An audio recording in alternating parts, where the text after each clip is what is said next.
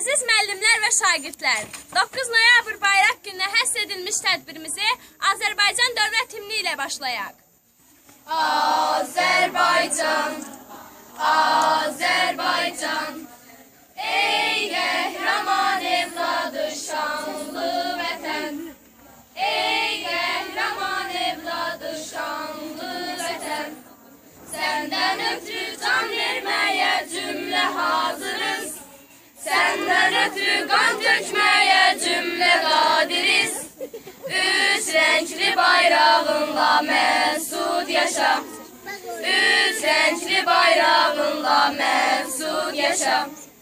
Millərlə can qurban oldu, sinəm hərbə meydan oldu, hüququndan keçən əskər hərə bir qəhrəman oldu.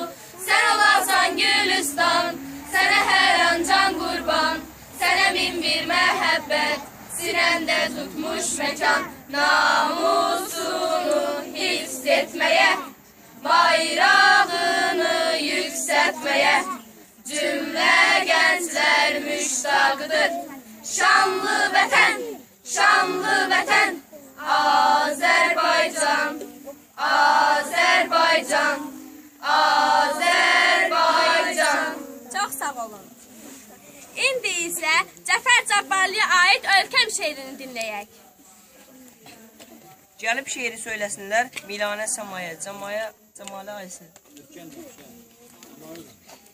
Şiş hızları bulutlarla döyüşən, dağlarında buzları var ölkəmin. Göy atlardan ipək paltar geyinən, tarlaları, düzləri var ölkəmin. Verimli torpağı, geniş çölləri, çalışqan